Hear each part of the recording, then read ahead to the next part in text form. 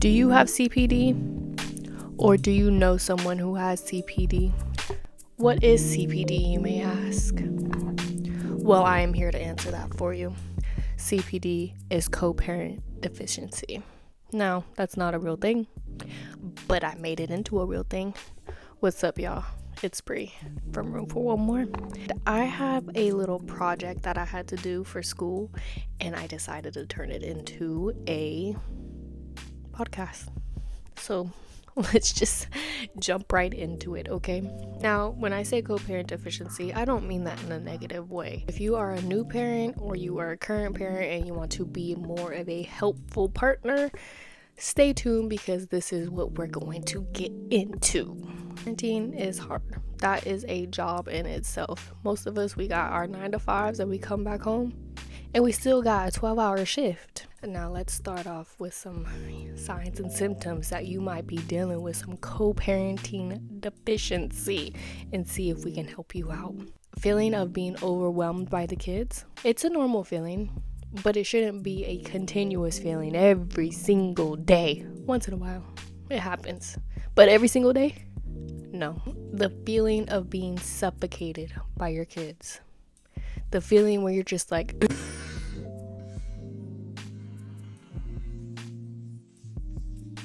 Yeah, that feeling. The feeling where you're just right there on the edge of the cliff getting ready to jump off. That feeling right there. Co-parenting deficiency. Being the only one changing diapers. Being the only one cleaning the house. Being the only one who gives the kids showers. Feeds them. Takes them to school. Picks them up. Drops them off. Takes them here. Takes them there. Being the only one. Co-parenting deficiency. If you want to know the key to a successful co-parenting relationship, I did my research.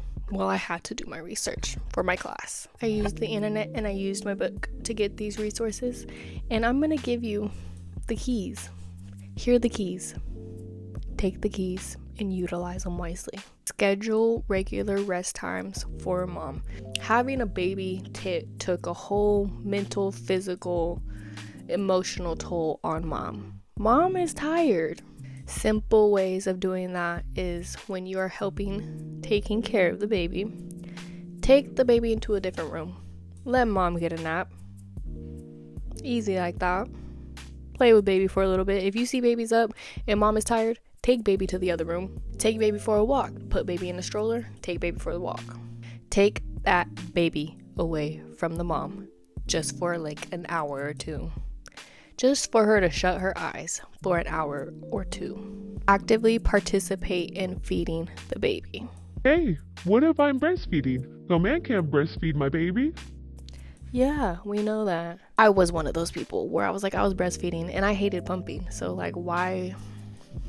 I'll do all the work. Third kid later, I realized, breastfeeding could be very emotional. It's very intimate, but it also could be overwhelming because you're like, dang, I'm over here having to breastfeed my child and now I still gotta go do dishes. Like my other kids, I gotta tend to, I gotta do this, I gotta do that. If you are one of those power pumpers, pump and have those bottles in the fridge ready to be given at any moment in time. If you are not breastfeeding and you are formula feeding, which is okay, allow the other person to help. Make a bottle, prepare the bottles, have them set up where it's just an easy scoop, shake and give. Another way you can actively participate in feeding the baby is supporting mom, especially if she is breastfeeding.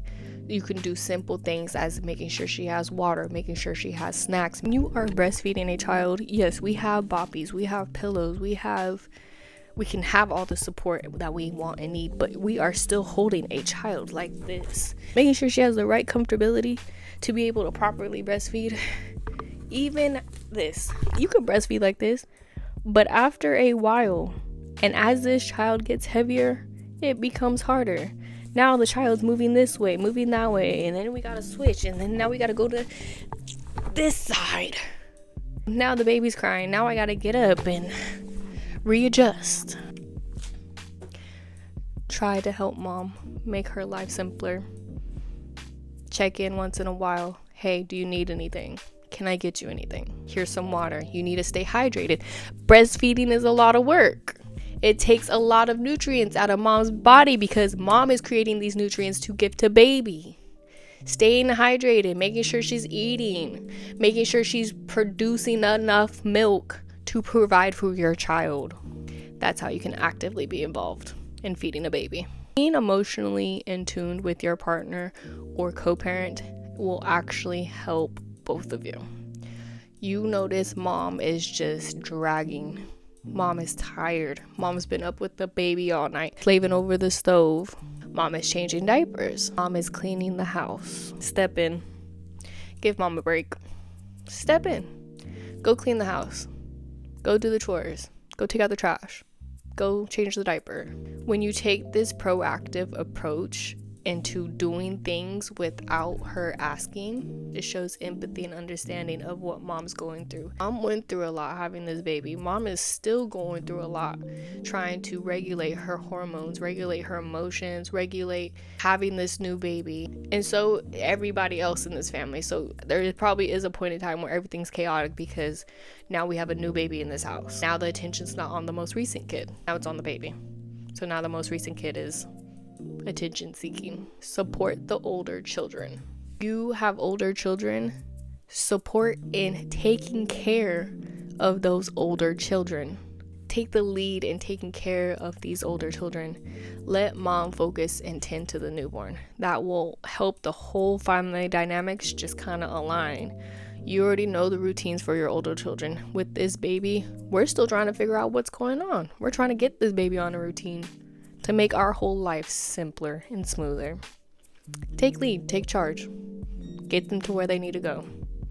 Don't make mom have to come out the house with carrying a whole newborn in a diaper bag and 3 other kids. Don't make mom do that. I already kind of went over this, but this is actually a very, very important one. Taking on specific responsibilities, like I mentioned before. Diaper changes, baths, cooking, cleaning. These little things that we think are little help tremendously. They help. That relieves so much stress from mom. That's all I gotta say. Proactively handling chores. This is another one that I've already kind of mentioned and touched on. Washing dishes, laundry, grocery shopping, anything that mom normally does to keep the house regulated, take the lead on. I've already touched on it enough. At this point, I'm just repeating myself. This is gonna be my last one. Respecting physical and emotional boundaries. Do your research. Look into postpartum depression. Realize that that is a very serious, very real thing. Look up postpartum depression. I feel postpartum depression is a very not talked about enough subject. It's talked to about mom. Mom is aware of it, or at least should be. But dads, the significant partner, the other person, is usually the ones who are unaware. If you can tend to mom in an emotional way and be empathetic and understand that what postpartum depression is and how it affects her, that's the keys right there. That is the keys, y'all. I gave y'all the keys to understanding how to be a better co-parent. Now, whether you're a new parent or you're an existing parent, these couple things that I have mentioned can help out so much. So much. All of these ways I mentioned are ways that you can support your partner in having a baby. Co-parenting. Whatever you want to call it, these are the keys. I gave you the keys. Do what you want with the keys. Hopefully you can put the key in the right hole, unlock it, and open the door to a healthy co-parenting relationship. Okay, bye.